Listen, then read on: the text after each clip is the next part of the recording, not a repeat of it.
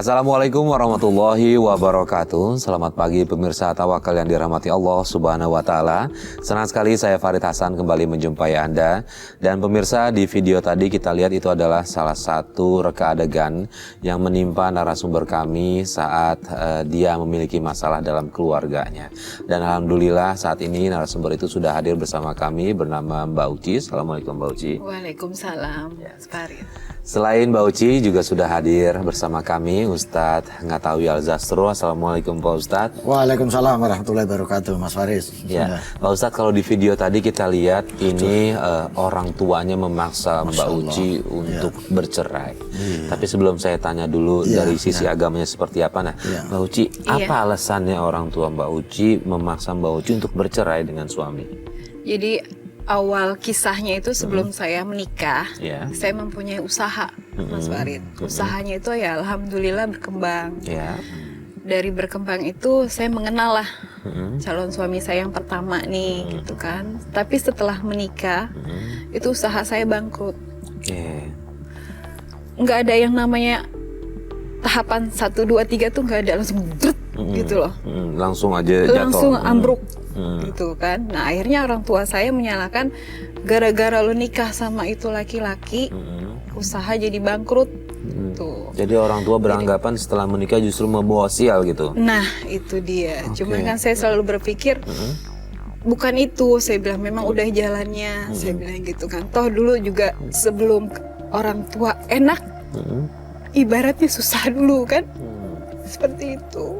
Tapi orang tua nggak menerima. Nggak mau menerima itu, Pak Ustadz. Berdasarkan itu alasannya orang tuanya memaksa Mbak Uci untuk bercerai, Pak Ustadz. Jadi saya sih sebetulnya pengen ngorek lebih lanjut sebelum jawab ini. Ini kira-kira kronologi bangkrutnya itu apa?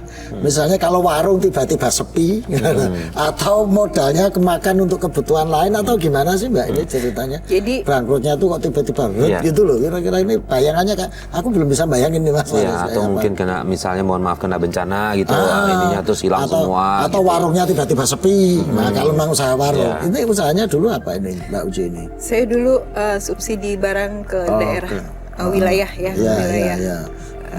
Jadi selama saya menikah itu saya membantu perekonomian keluarga suami saya. Dari orang tuanya bayar, ya namanya orang tua pasti punya kebutuhannya ya, karena anaknya yang lain juga belum mencukupi gitu kan. Jadi dari mantu-mantunya yang lain hanya saya yang bisa yang diandalkan gitu kan. Dari adiknya masuk penjara, itu saya yang mengeluarkan. Seperti artinya itu. Kebangkrutan ini karena overload mungkin. Overload pengeluarannya beban, sehingga pengeluaran lebih besar gitu Mas. Itu yang.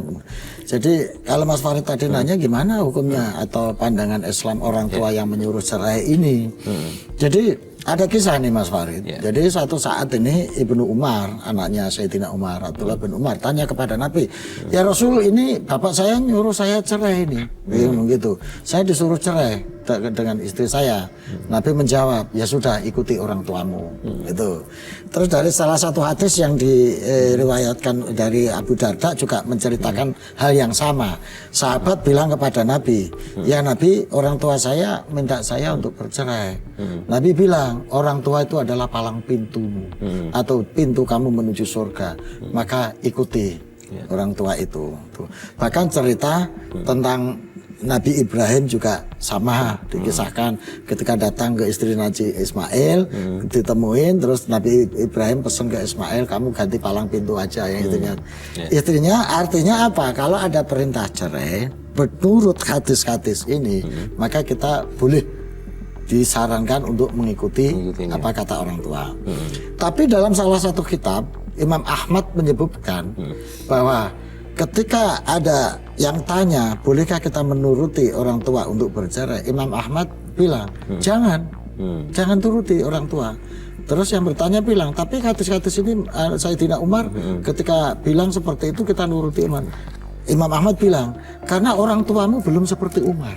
Artinya gitu, orang tuamu belum seperti Umar. Artinya apa? Ini bukan persoalan nuruti orang tua apa tidak, tetapi pada substansi masalahnya. Gitu. Ketika Umar menyuruh cerai dengan menyuruh anaknya cerai itu karena Umar melihat ada sesuatu yang tidak baik dengan istrinya yang jika diteruskan atau mungkin membawa kemaksiatan yang melanggar syariat ketika diteruskan. Tapi Imam Ahmad punya argumentasi lain. Kalau nyuruh cerainya ini berdasarkan tuntutan nafsu. Misalnya karena jatuh miskin, suruh nyari ganti yang lebih kaya, suruh itu makanya Imam Ahmad katanya pernyataannya orang tuamu belum sebaik Umar, Sayyidina Umar itu, sehingga kamu nggak boleh menuruti kemauan dia karena ada sesuatu yang justru tidak baik kalau ini cerai. Gitu, Mas Farid. Mbak Uci, suami saat itu kerja apa sampai kok keluarga Mbak Uci menganggapan ini bakal nggak berjalan baik nih keluarga ini gitu? Iya, dulu suami saya itu bekerja di salah satu bank swasta. Artinya punya pekerjaan kan? Punya pekerjaan, tapi untuk menafkahi kedua orang tuanya itu tidak mencukupi. Oke, artinya penghasilan sebenarnya untuk keluarga Mbak Uci berdua aja itu cukup? Cukup. Oke. Nah, tapi kalau orang tuanya suami setuju pernikahan Mbak Uci? Orang tua suami. Kalau dari orang tua suami setuju, tapi kalau dari orang tua saya sebenarnya mungkin mereka tidak setuju karena awalnya memang saya mau dijodohkan sama relasi bisnis bapak saya gitu. Cuma saya nggak mau kan. Gitu. Saya bilang kalau misalnya saya dijodohkan, saya bilang saya tidak ada rasa suka, tidak ada rasa sayang untuk apa, saya bilang gitu. Tapi saya tetap mempertahankan yang mantan suami saya yang pertama ini. Oke. Nah, kemudian nih setelah setelah akhirnya Mbak Uci udah menikah kan ya, maksudnya sudah direstuin akhirnya, walaupun mungkin dalam hati Mbak Uci merasa orang tua nggak setuju. Iya. Nah, kehidupan rumah tangganya gimana nih di luar dari yang soal mencari rezeki itu? Kadang suka bertengkar, sering ribut. Sering ributnya apa? Masalah keuangan. Masalah keuangan kadang apa ya? Kadang untuk beli susu anak aja tuh kita susah, gitu loh. Sampai orang tua saya bilang, udah dibilangin ceraiin nggak didengerin, gitu kan. Cuma saya bilang ini ujian, saya bilang itu kan, ini ujian hidup saya bilang. Tapi mereka nggak mau terima. Mau sampai kapan kamu nyusahin orang tua? Mau sampai kapan kamu ngerepotin orang tua? Selalu dibilang gitu. Cuma rasa sakit. Oke, Pak Ustadz, kalau tadi cerita dari awal, intinya adalah niat mereka berdua menikah juga ada penghasilan untuk dibagikan kepada kedua orang tua mereka masing-masing. Tapi faktanya adalah untuk kebutuhan hari-hari aja, mereka itu nggak cukup gitu, Pak Ustadz. Jadi ketika udah menduai sebuah keluarga, apa yang harus diutamakan ya? Apakah benar keluarga atau kedua orang tua? Sebetulnya kalau dalam hal ini kepentingan keluarga itu jauh, keluarga inti itu lebih penting karena ini menyangkut hak anak-anak, gitu loh, hak anak-anak. Karena kalau menurut pemahaman saya dari cerita ini beban ini tidak hanya untuk orang tua, Mas Farid, ini untuk keluarga sana. Adiknya bahkan ada yang di penjara harus diongkosi, kebutuhan-kebutuhan yang lain. Padahal ini kan sudah punya tanggung jawab masing-masing. Nah, ini yang menyebabkan keluarganya Mbak Uci ini overload. Gitu. Jadi kalau pertanyaan Mas Farid, mana yang lebih diutamakan kalau dalam kondisi ini? Ya keluarga inti, Mas. Karena seorang ayah itu tanggung jawabnya kepada anak-anaknya, kepada istrinya, bukan kepada adik-adiknya.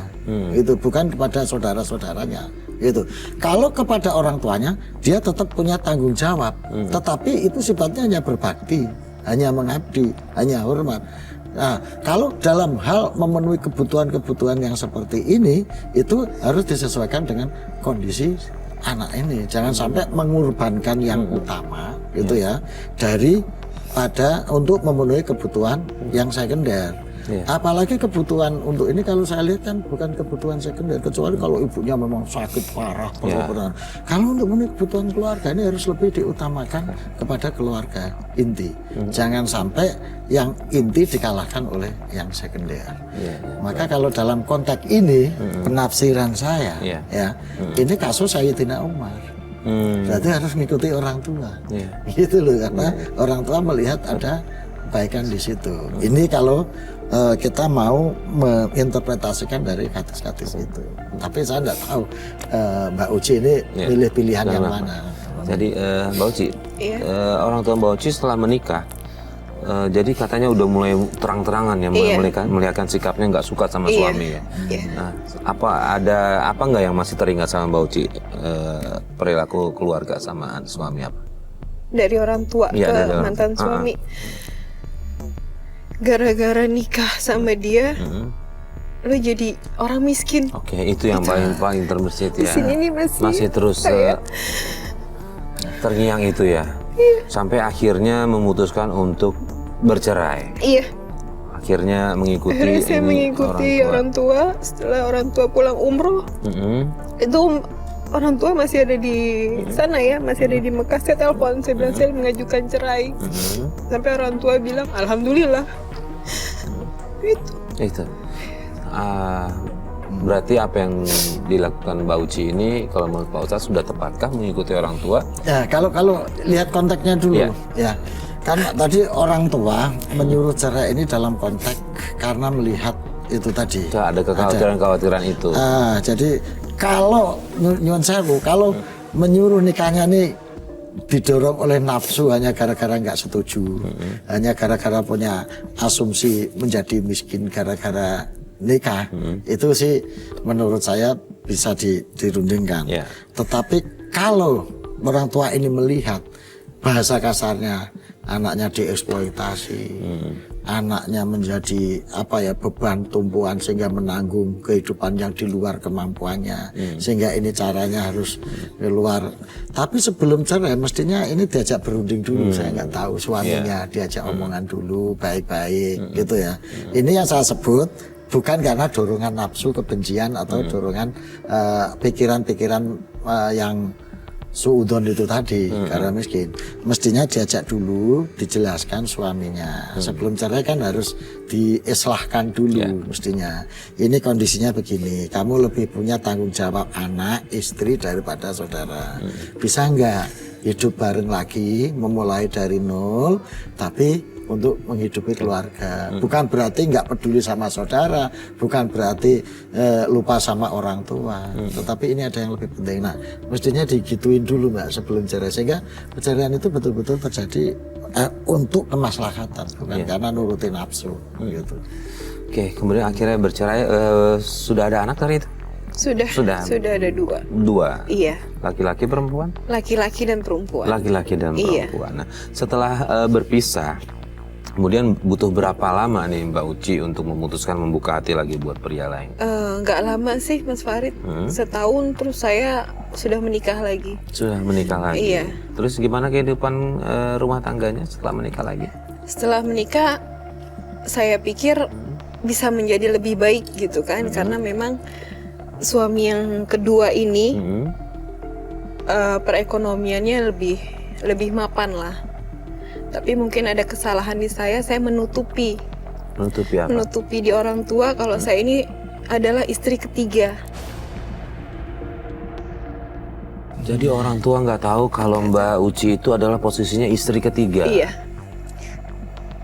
Oke. Istri kedua, istri pertamanya dari suami tahu? Istri pertama dari suami itu sudah meninggal. Sudah meninggal. Yang kedua? Yang kedua tahu, dan kami pun juga saling komunikasi. Saling komunikasi, artinya hubungannya baik di situ. Baik. Cuma orang tua aja nih yang nggak tahu nih. Iya. Oke. Iya. Sebelum saya tanya lanjut nih Pak Ustadz, boleh kita nggak izin sama orang tua? Padahal kan yang namanya pernikahan kan harus ada wali ya Pak Ustadz? Iya, kalau status sudah janda Mas, itu boleh. Oh boleh? Boleh. Bahkan para fuqaha bahwa wanita yang sudah diceraikan suaminya dan sudah selesai masa iddahnya, maka dia berhak memutuskan untuk mengkawin meskipun tanpa wali. Bahkan walinya pun sendiri tidak berhak untuk mencampuri dan memaksa. Misalnya wali bapaknya dia memaksa kawin dengan ini dengan itu sudah nggak berhak lagi. Jadi janda itu dalam prosedur hukum atau dalam ajaran Islam itu sudah diberi hak mandiri untuk menentukan hidupnya. Tapi kan dia tadi ngomongnya nggak tahu orang tuanya itu nggak tahu kalau istri ketiga apa nggak tahu kalau mau kawin lagi. Berarti waktu menikah tahu kan? pas nikah. Belum, orang tua saya nggak tahu. Oh, saya nggak masih tahu. menutupi. Oh, masih menutupi. Saya menutupi jati diri suami saya siapa, dari keluarga mana, saya masih menutupi karena saya tidak mau. Enggak, yang ditutupi ini jati dirinya apa nikahnya? Jati diri suami saya. Tapi nikahnya orang tua Nikah tahu. orang tua tahu. Nikahnya orang tua tahu kan. Meminta Berarti restu juga. minta restu juga. Berarti Iya. kalau ini kan berarti orang tua tahu minta restu gitu. Intinya yang orang tua nggak tahu adalah posisi suami istri ketiga. Identitas suami. Jadi kalau pertanyaannya itu janda itu boleh nggak pakai wali, Mas Farid? Ya, boleh ya. Boleh nggak pakai wali gitu. Baik, alasan Mbak Uci sendiri mau menjadi istri ketiga itu apa? Karena suami yang kedua ini bisa melindungi saya, sayang sama anak-anak saya. Dari situ saya bilang, oh mungkin inilah penggantinya gitu kan. Mau menerima kondisi Iya, Mbak Uci mau seperti menerima. itu dengan 2 anak ya? Iya. Oke, nah setelah ini kan ini kasusnya beda dengan yang pertama. Kalau keluarga kemudian menyikapi Mbak Uci menikah dengan yang kedua nih bagaimana? Awalnya sih baik-baik aja awalnya, tapi Kok ada awalnya berarti ada ininya berarti. Setelah itu ada masalah? iya ada Masalahnya masalah. apa boleh tahu? Jadi masalahnya bapak saya ini tahu kalau saya ini ternyata istri ketiga. Oh, oke. Itu Terus reaksi bapaknya marah marah. ke saya, terus kenapa harus seperti ini gitu kan. Maaf, bapaknya itu bapak suami atau Bapak saya. Oke. Kalau untuk orang tua suami itu memang nggak ada masalah. Nggak ada masalah. Justru mereka awal saya kenal pun suruh cepat-cepat nikah Oke. gitu kan. Berarti bapaknya Mbak Uci tahu nih kalau Iya. Mbak Uci adalah istri ketiga. Iya, Reaksinya marah ya? marah Terus? marah dan nggak boleh, Maksudnya nggak boleh? jangan dilanjutin. Oke. Jadi saya suruh pisah lagi Suruh gitu pisah nanti. lagi? Iya. Kamu tuh tahu nggak nanti tuh masalahnya begini-begini, cuma saya nggak dengerin. Tapi apa yang dibilang sama bapak saya ya benar kenyataan. Kenyataannya. Nah di rumah tangga itu apa yang terjadi? Kami sering cekcok seperti itu karena orang tua saya tuh kalau saya pikir menilai dari harta. Kalau saya bilang, cuma saya selalu bilang kita tuh mati nggak bawa harta, saya bilang gitu. Seperti itu. Oke, jadi di situ udah mulai sering berantem juga Iya. ke suami, berantem juga ke ayah. Iya. Oke, nah kalau dari Mbak Uci sendiri, sosok ayah kayak gimana sih sehari-hari? Kalau sehari-hari di rumah ya kita jarang komunikasi semenjak bapak tuh tahu kalau saya istri ketiga gitu kan. Kayak apa ya? Kayak nggak dianggap gitu. Nggak ada. Apa ya? Kalau ketemu pun juga ya udah kayak saya nggak kelihatan. Dicuekin gitu. Dicuekin. Iya. Tapi tinggal satu rumah dengan orang tua. Iya, sekarang saya tinggal satu rumah sama orang tua. Jadi apa ya? Rasanya tuh ya Allah, bebannya kok berat banget. Kalau yang saya lihat dari pandangan saya Mbak Uci ya, sepertinya memang orang tua Mbak Uci ini terlalu protektif sama Mbak Uci gitu. Iya. Ada nggak cerita masa lalu dari orang tua kenapa dia bisa begitu protektif sama Mbak Uci? Mungkin ya. Salah satu faktornya karena saya pernah memergoki bapak saya itu jalan sama perempuan lain. Seperti itu. Saya ambil positifnya aja ya, Mas Farid. Nah, pada saat mergokin reaksi bapaknya Mbak Uci apa ke Mbak Uci? Saya bicara baik-baik. Saya tanya siapa gitu kan. Cuma bapak langsung emosi tinggi. Saya tanya sama perempuannya. Perempuannya juga marah gitu. Emosi tingginya tuh kayak gimana? Kamu anak kecil tahu apa urusan orang tua. Seperti itu. Cuma saya namanya perempuan ingat ibu dong di rumah. Walaupun saya disakiti gitu kan. Tapi bapak nggak terima. Akhirnya saya digampar.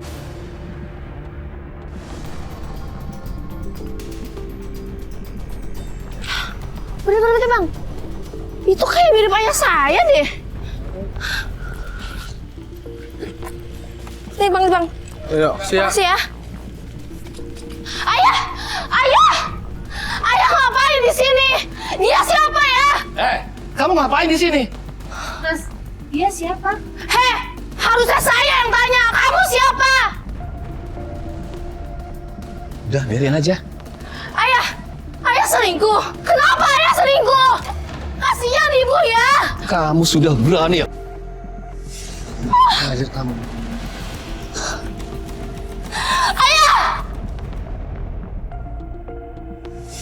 Oke, gini, Pak Ustadznya ada kaitannya nggak mungkin? Mungkin ya, bapaknya tahu dia pernah melakukan kesalahan, dia nggak kepingin anaknya terjerumus dengan apa yang ia pernah lakukan. Ya, Nah, bisa jadi artinya, Mas. bisa Secara jadi, psikologis seperti itu. Akhirnya, ya kira-kira beginilah. Ya. Gua ini laki-laki deh. Dia ini tahu bagaimana sikap laki-laki pada perempuan. Akhirnya dia menjadikan dirinya sebagai ukuran, gitu loh. Ya. Sebagai ukuran untuk melihat wanita lain. Paling kurang lebihnya sama lah, laki-laki itu mandang perempuan juga kayak gue ini hanya misalnya maaf ya, hanya sekedar untuk ini, hanya sekedar untuk itu gitu. Makanya Islam dalam hal ini kan mengingatkan wanti-wanti Mas. Belum nikah itu lihat jamaliha, nasabiha, walidiniha. Lihat nasabnya, lihat kecantikannya atau kegantengannya, yang lihat agamanya. Tapi yang terpenting dari ketiga ini adalah agamanya. Harta bisa setiap saat hilang. Ya. Kecantikan, kegantengan bisa setiap saat menjadi luntur. Tapi kalau agama yang ditanamkan, agama yang dijaga, ini bisa melampaui harta, bisa melampaui kegantengan, gitu. Jadi kalau Mas Farid tanya, apa kira-kira ini orang tuanya ada bisa jadi. Bisa jadi. Karena akhirnya dia melihat suami-suami Mbak Uci ini seperti dia melihat perempuan-perempuan yang lain, maka dia sangat khawatir, sangat protektif.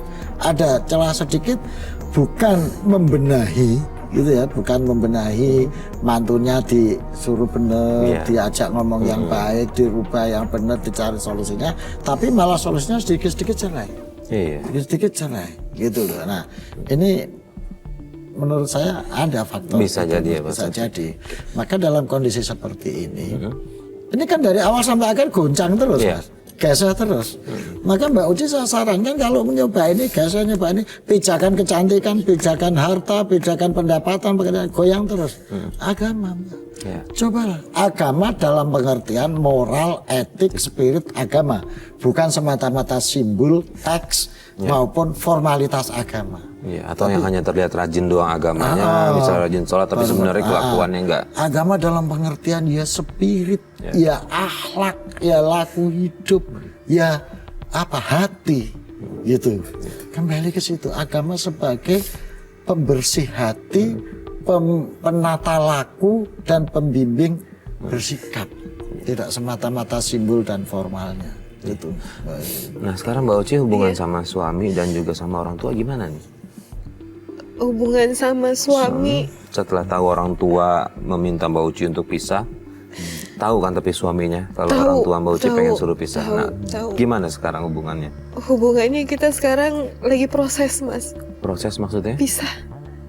Karena saya nggak kuat. Nggak kuat. Mohon maaf, ini hamil sudah berapa bulan? Udah 8 bulan. 8 bulan, berarti tinggal hitungan bulan lah ya, 1 bulan untuk melahirkan. Suami mau pisah? Memang suami yang minta. Suami karena yang kan minta. dia juga capek karena orang tua saya kan terlalu ikut campur. Udah gitu juga saya sempat kan yang namanya capek ya hidup kayak gini, pernah sampai pengen bunuh diri tuh pernah. Gitu. Gara-gara apa? Capek aja gitu. Kayaknya saya berbuat A salah, berbuat B salah gitu. Kayaknya nggak ada gunanya banget ya hidup kayak gitu. Itu baik dari suami juga baik dari orang tua, kayaknya melakukan apa aja menurut mereka salah gitu. Jadi berada di posisi tengah yang sangat sulit. Iya. Makanya saya bilang capek, mendingan mati aja lah. Kayaknya tenang kayak gitu. Cuma apa ya? Coba istighfar dulu, tarik nafas pelan-pelan. Istighfar, Mbak. Coba istighfar Mbak Uci. Astagfirullah. Astagfirullahaladzim.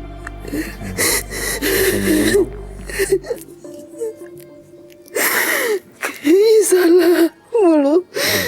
Kayak nggak ada dianggap gitu loh. Nggak ada benarnya sama sekali. Nggak ada. Oke, nah ini kondisi lagi hamil, coba Mbak Uci istighfar, coba tarik nafas dulu, tarik nafas dulu maksudnya, tarik nafas, sambil istighfar pelan-pelan.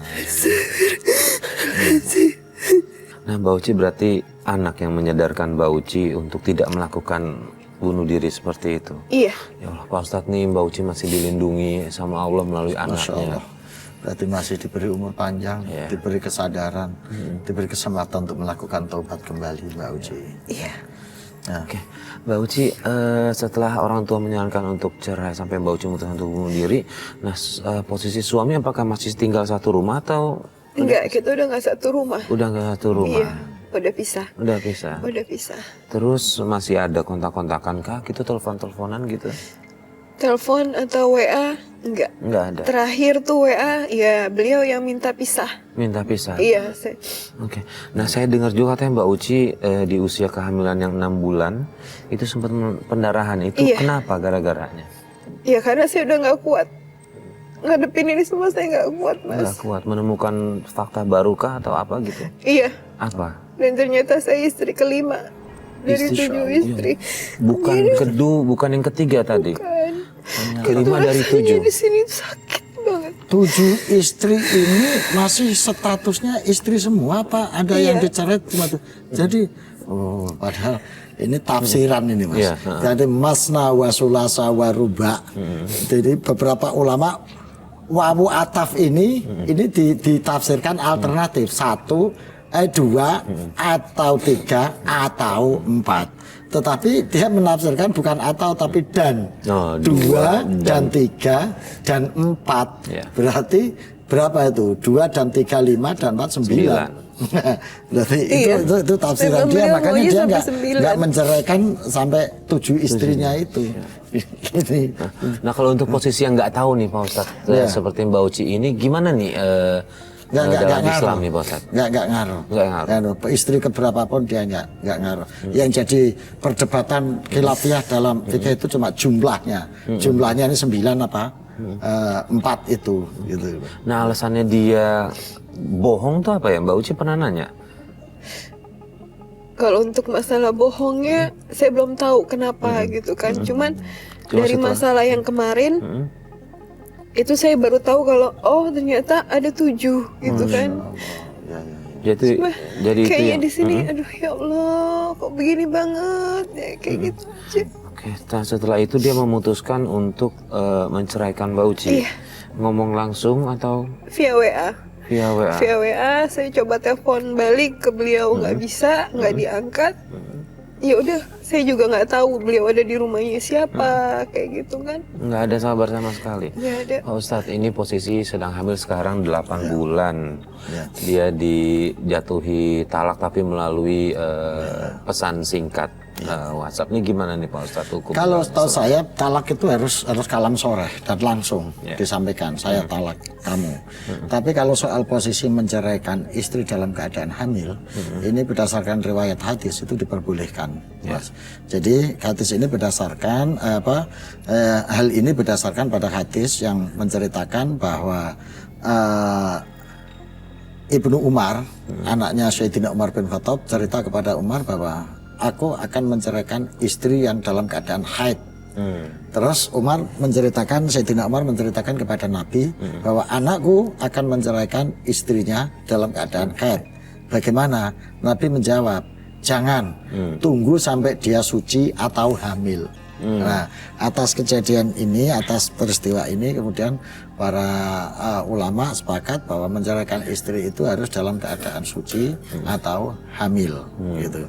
Makanya kan di situ ada ukuran-ukuran iddah itu kalau orang suci itu 3 kali suci, kalau orang dalam keadaan suci 3 kali suci, kalau keadaan hamil sampai anaknya lahir. Itu artinya bisa dipahami bahwa menceraikan istri dalam keadaan hamil itu diperbolehkan dalam Islam. Kalau diputuskan masih dalam keadaan hamil, tapi pengadilan sudah memutuskan oke cerai, nah, status anaknya gimana Pak Ustadz? Loh ya anak orang tua itu Tetap udah ya? jelas kok tetap orang tua. Karena ini anak hasil pernikahan sah. Gitu. Kan ini anak hasil pernikahan sah. Status anak yang dicerai dalam keadaan kandungan itu ya masih tetap ayahnya. Gitu. Ya. Baik, Mbak Uci, udah Pak Ustadz sudah coba menjawab, artinya tidak apa-apa kalau salah dalam syariah. Ya. Pak Ustadz, nah, kalau balik lagi ke Mbak Uci mau bercerai atau sebenarnya dalam hati tidak? Kalau untuk mau atau tidaknya, jujur tidak ya, tidak. Saya lebih baik bertahan karena apa? Beliau yang bisa melindungi saya, Iya. seperti itu. Oke. Artinya yang harus Mbak Uci perjuangkan mungkin coba ngomong ke orang tua. Betul. Jadi Mbak Uci, jadi kan kalau Mbak Uci memang merasa bahwa ini masih bisa dijadikan tempat berlindung, tempat bersandar, apalagi sikap orang tua sudah seperti itu. Ada baiknya Mbak Uci datengin, ajak bicara baik-baik. Ya. Mungkin dia ngomong di WA seperti itu karena dalam keadaan Emosi, tertekan, ya, emosi, karena melihat sikap mertua yang selalu bahasanya meminta anaknya untuk bercerai-bercerai sampai nggak sabar atau apa. Dan orang mengatakan talak itu harus dalam keadaan sadar, tidak dalam emosi, tidak dalam tekanan, Mas Farid. Harus sadar. Nah, maka Mbak Uci, saya sarankan satu upaya lahirnya adalah datengin suami, diajak omong baik-baik. Ya, siapa tahu nanti dia sadar. Dan Mbak Uci harus ikhlas untuk melupakan bahwa jadi istri kelima, jadi istri kedua, jadi berapapun harus ikhlas. Kalau memang punya niatan untuk hidup bersama lagi, supaya ini nggak jadi ganjalan Mas Farid. Bahwa pernah dibodohi istri ketiga keberapa, lupakan. Gitu. Yang langkah berikutnya adalah cari hakam bahasanya, orang yang bisa jadi penengah. Untuk bisa meneruskan, melanjutkan hubungan ini supaya menjadi tertata lagi dengan baik. Dan Mbak Uci harus ikhlas menerima ini apa adanya, biarpun jadi istri kelima.